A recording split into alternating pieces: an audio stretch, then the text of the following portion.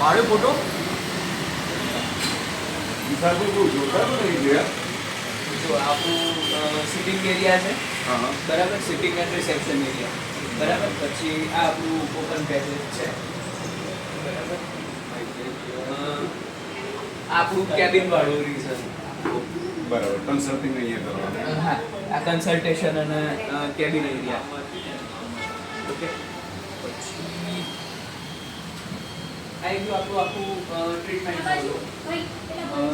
પછી આપણે જે સ્પાઇનલ મેન્યુઅલ થેરાપી ઉપર જે વર્ક કરીએ છીએ ને, એડવાન્સ જે યુએસ રિસર્ચ પદ્ધતિ છે એના ઉપર જે આપણે વર્ક કરીએ છીએ એના માટે આપણે special adjustment and correction bed આપણે મંગાવ્યો. બરાબર. આ આપણું થોડુંક આ ન્યૂલી લોન્ચિંગ છે આપણું આ વસ્તુ એમ. એટલે આમાં શું એડજસ્ટમેન્ટ શું એના વિશે કહી શકો? આમાં કેવું હોય છે, આમાં સ્પેસિંગ હોય અલગ અલગ.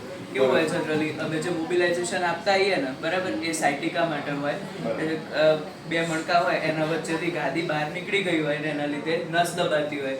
એના લીધે જનરલી કેવું થતું હોય છે, પગને પાછળ ના ભાગની અંદર જનજનાટી થતી હોય, સિવિયર પેઇન થતું હોય, આવી બધી કન્ડિશન્સ. હા, વધારે સમય સુધી બેસી રહેવા દુખાવો થાય, પછી પેશન્ટ બેઠેલું હોય તો ઊભું ના થઈ શકે તો બી પેઇન આવે, થોડાકથી વધારે ચાલવા જાય તો બી એને પેઇન થતું હોય છે, કે પછી ખાલી ચડતી હોય છે, કે પછી એ રીતેથી.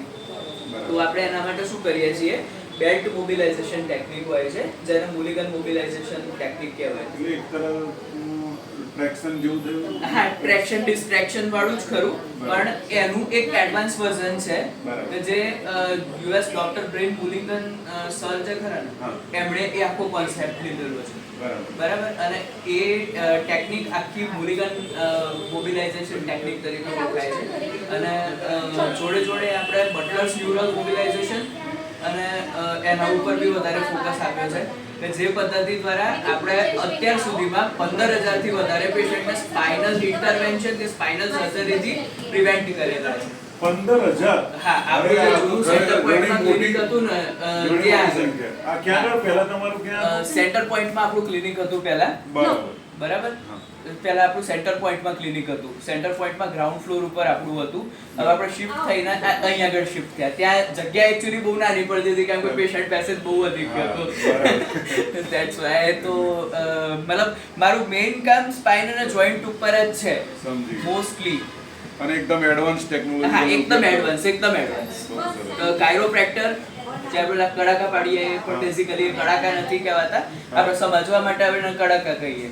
બરાબર. પણ એ સ્પાઇનલ મોબિલાઇઝેશન કહેવાય. એ હાઈ વેલોસિટી થર્સ ટેકનિક કહેવાય કે જેનાથી સ્પાઇનલ અલાઇનમેન્ટ સેટ કરતા આવીએ છીએ. બરાબર. તો એના એટલે આપણું બી કમ્ફર્ટ અને પેશન્ટનું એ કમ્ફર્ટ.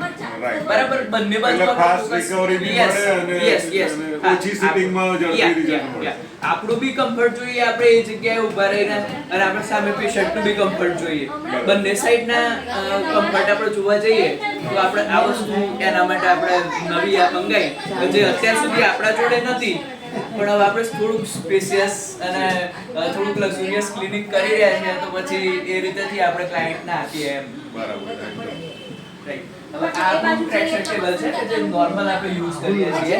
બરાબર. આ IRR લેમ્પ છે કે જે આપણે પેઇન મેનેજમેન્ટ માટે યુઝ કરીએ. પછી આ જે એરિયા છે ને એ સ્પેશિયલ આપણે વુમન્સ માટે ને એ લોકોના માટે સેપરેશનનો એરિયા સેટ કરેલો છે કે એ લોકોની પ્રાઇવસી ને બધું વ્યવસ્થિત મેન્ટેન થઈ. પછી સાયકલ છે, ટ્રેડમિલ છે, પછી રોબોટિક વી બેન્ડર છે. બરાબર. એ બધું આપણા જોડે અત્યારે અવેલેબલ છે. સ્ટ્રેન્થનિંગ નું ટોટલી ઇન્સ્ટ્રુમેન્ટ્સ આપણા જોડે છે, પ્લસ મોબિલિટી માટે બી બધા જ ઇક્વિપમેન્ટ્સ આપણા જોડે છે અત્યારે રિસેન્ટલી અવેલેબલ છે. અને આપણે સારા લેવલે વર્ક કરવું છે આ જગ્યાએ એમ. અત્યારે આપણી પાસે જે તમારા આસિસ્ટન્ટ છે કેટલા ઘણા બધા લોકોની એવી ઈચ્છા હશે કે ઘરે બી તમે સર્વિસ પ્રોવાઈડ કરો. ઘરે થઈ જાય છે. હા, ઘરે હોમ વિઝિટની સર્વિસ આપણે પ્રોવાઈડ કરીએ છીએ. પોતાની આજુબાજુ પોતા સોલા દરેક આખું ઓલ ઓવર અમદાવાદની અંદર આપણે પ્રોવાઈડ કરીએ છીએ. આપણા ફિઝિયોથેરાપિસ્ટ અમદાવાદમાં બી છે, બીજી જગ્યાએ બી છે, બહુ બધી જગ્યાએ છે. રાજસ્થાન બી છે, જયપુર, બાડમેર, બધી જગ્યાએ આપણું એક પેનલ વર્ક જ ચાલે છે. હા, આપણું એક ટીમ વર્ક જ ચાલે છે. બરાબર. બહુ બધી જગ્યાએ આપણું પ્લસ હું અમદાવાદની well known reputed multi super speciality hospital સાથે હું કનેક્ટેડ છું છેલ્લા 2 વર્ષથી.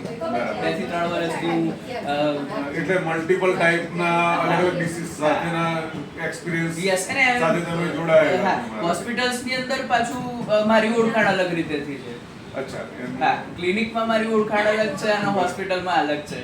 હોસ્પિટલની અંદર મને લોકો સ્પેશિયલ ચેસ્ટ પીટી માટે રેફર કરતા હોય. ડોક્ટર્સ જે હોય એ મને સૌથી પહેલું પ્રેફરન્સ આપતા હોય. કોઈ બી ન્યુરો સર્જન હોય કે એવું હોય ચેસ્ટ માટે, ચેસ્ટ રિહેબ માટે સ્પેશિયલ, ચેસ્ટ રિહેબ માટે સ્પેશિયલ. કેમ કે neuro surgery post operative patient હોય એનું મસ્ટ ચેસ્ટ કેર જ ઇમ્પોર્ટન્ટ હોય છે. કેમ કે જો એ વસ્તુ ના થાય તો પેશન્ટ સિવિયર ન્યુમોનાઇટિસમાં ને એમાં કન્વર્ટ થાય. રાઈટ. અને એ કન્વર્ટ થાય એટલે પછી યુ નો ધેટ કે ઇન્ફેક્શન ના બધું સ્પ્રેડ આઉટ મલ્ટિપલ વસ્તુઓ સ્પ્રેડ આઉટ થવાના ચાન્સીસ વધારે છે. એટલે એ વસ્તુ થવી that is mandatory reason for that. બહુ સરસ. ખરેખર ખૂબ પોતાનું બી નસીબ છે કે સારા ફિઝિયોથેરાપિસ્ટ અહીંયા નજીકમાં અવેલેબલ થઈ ગયા. થેન્ક યુ વિશાલભાઈ અમારા ઘણા સમયથી અમારી સાથે જોડાયેલા ખાસ મિત્ર છે. ઘણા બધા પેશન્ટોની સાથે એમને અમારી જોડે સ્પ્લિન્ટ્સ આપવામાં પણ મદદ કરેલી છે, પહેરાવવામાં પણ મદદ કરેલી છે અને વેલ એકદમ પરફેક્ટ ડિસિઝન મેકર જો હોય તો એ બધા જ ગુણો જે હોય એ બધા જ મારા વિશાલભાઈ મિત્રમાં એટલું છે. અને કોંગ્રેચ્યુલેશન વિશાલભાઈ.